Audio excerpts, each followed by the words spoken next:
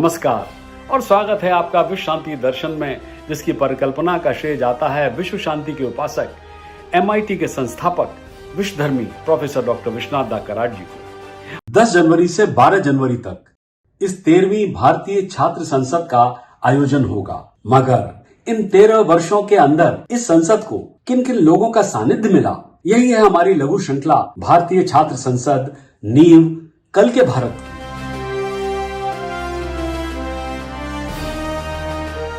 और सुन रहे हैं भारतीय गणतंत्र के कुछ चुनिंदा लोगों के विचार, जिन्होंने इस संसद में शिरकत की।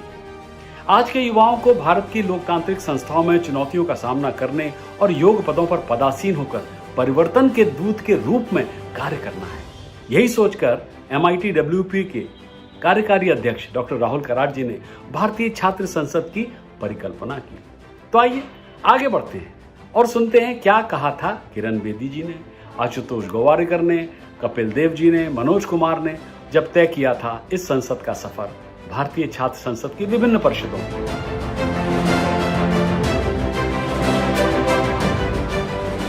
1972 में भारत की पहली महिला IPS ऑफिसर बनी। पहले क्यों नहीं महिलाएं आई? क्योंकि ऐसी अपॉर्चुनिटी पढ़ने की, सक्षम होने की, कॉन्फिडेंस होने की का माहौल नहीं था। जब 72 में मैंने पुलिस सर्विस की तो क्या था माहौल? दहेज का माहौल, घर को लड़की को घर में रखने का माहौल, काम ना करने का माहौल, लड़की को पर्दे में रखने का माहौल, लड़की को कहने के लिए कि जल्दी उम्र में मां बन जा, इसका माहौल था। ये हमारा इतिहास है। अभी भी कई मिलियन औरतें ऐसे माहौल में हैं मेरे साथियों। उनको पीछे छोड़ के ये देश की प्रगति नहीं होने वाली। सब कुछ इतिहास अभी भी वर्तमान है, और अगर वर्तमान को हमने नहीं संभाला तो वो भविष्य बनने वाला है। तो मैं पहली चुनौती आपको ये छोड़ती हूँ कि आओ मिलके उस वर्ग को भी उस वर्ग तक पहुंचे जिस वर्ग के पास ये साधन नहीं है। पहले वर्ग की बात कर रही थी जो अभी गरीब है, जिसके पास अपॉर्चुनिटी नहीं है, जिसके पास हेल्थ नहीं है, जिसके पास स्कूल नहीं है, जिसके पास वोकेशनल एजुकेशन नहीं है, जिसके पास माँ बाप की सोच नहीं है। दूसरा वर्ग वो है जिसके पास अपॉर्चुनिटी है लेकिन वो समझे नहीं उसके पास क्या है, और अभी भी कमजोर समझते हैं कि मेरे पास पूरन नहीं है। वो अपनी अपॉर्चुनिटीज का पूरा फायदा नहीं उठा रहे। कितनी कॉलेज एजुकेशन है, अब मुझे बताओ, इतनी कॉलेज एजुकेशन होने के बावजूद भी क्या उतने पढ़े लिखे जब बच्चे शादी करते हैं तो दहेज खत्म हुआ है क्या? क्या वो लड़की कहने लग गई है खबरदार अगर तुमने मेरे से शादी करनी है तो तुमने दहेज मांगा? उसने अपॉर्चुनिटी का फायदा नहीं उठाया। उसने अपनी शिक्षा को एक केवल डिग्री बनाया, उसकी एम्पावरमेंट नहीं हुई है। लेकिन इस वर्ग के पास एक बहुत बड़ी चुनौती है। वो चुनौती है ईमानदारी की। ईमानदारी है चुनौती इस महिलाओं के लिए। कोई भी विमेन ऑफिसर, कोई भी women in government, women in corporate, women as teachers, women as politicians, women as doctors, एक प्रण लेके जाएं कि हम ईमानदारी के रास्ते पे इस देश को चलाएंगे। मैं समझती हूँ तब women empowerment.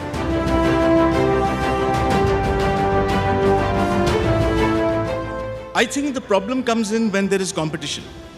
And when there's competition, there's one-upmanship. And when there's one-upmanship, there is a kind of slight adjustment of facts, maybe to say that we have more news than another channel. And I think that also is human. I don't like to be judgmental so much about others, because I believe that each one has a purpose, each one has a goal. Everyone is trying to make their achievements. मैं सिर्फ खुद की बात कर सकता हूँ, और मुझे सबसे ज़्यादा मज़ा आता है जो फिल्म मैं बनाता हूँ। उस फिल्म के माध्यम से अगर मैं कुछ भी मैसेज दे सकता हूँ मनोरंजन के साथ, तो मुझे लगता है कि मेरी जो कोशिश है वो सफल हो गई। तो मैंने ये ठान लिया था कि मेरी हर फिल्म में मैं कोशिश करूँगा कि वो एक एक्सपीरियंस ऐसा हो जिसमें कुछ सीख मिले। I'll use a Sanskrit proverb, स्वदेशे पूज्यते राजा विद्वान सर्वत्र पूज्यते. It means a king is honored only in his own kingdom, but a man of knowledge is honored everywhere.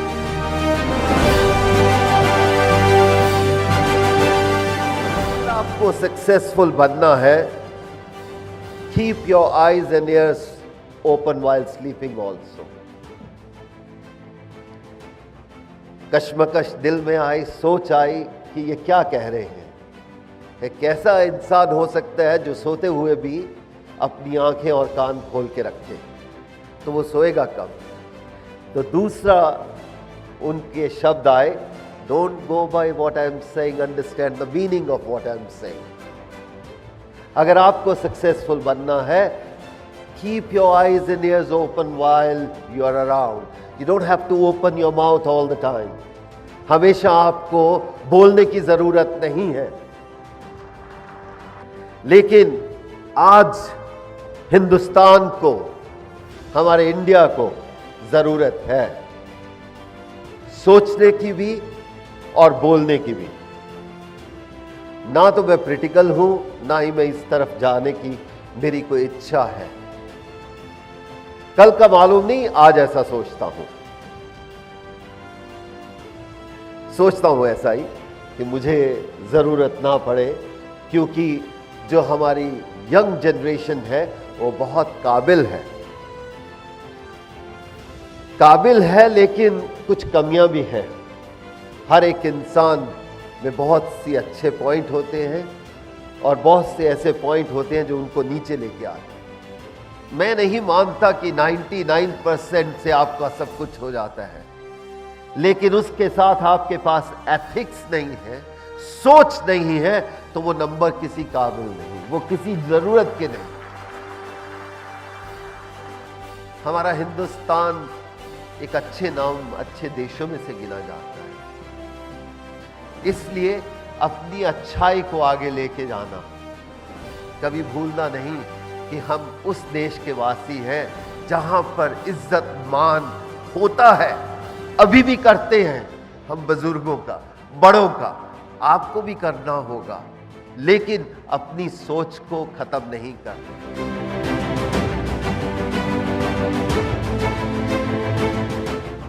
Our this largest democracy, we are proud of it if it is genuinely there. If it is not genuinely there, rise with the combination of Mahatma Gandhi and Bhagat Singh and attain it.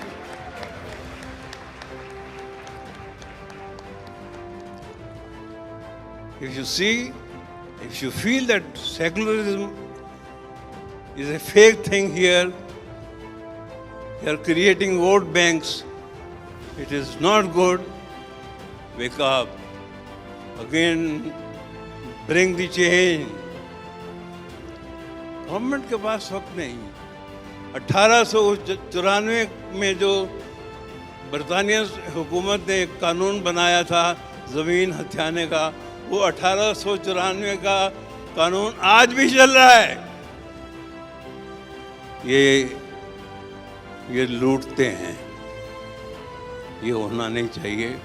लेकिन मैं आशावादी हूँ, मैं ऐसा आदमी हूँ जो ये सोचता है कि autumn is the second spring where every leaf is a flower. अंत में यही कहूँगा, जीवन जिए तो ऐसा जिए, जीवन जिए तो ऐसा जिए कि जिसमें कुछ आस तो हो, कृष्ण की थोड़ी लीला हो, राम का कुछ बनवास तो हो। धन्यवाद। आप देख रहे हैं वीडियो श्रृंखला भारतीय छात्र संसद नींव कल के भारत की। अगली बार सुनेंगे एक और धाकड़ युवा वक्ता, नाम है डॉक्टर कुमार विश्वास। सब्सक्राइब कीजिए और देखते रहिए विश्व शांति दर्शन।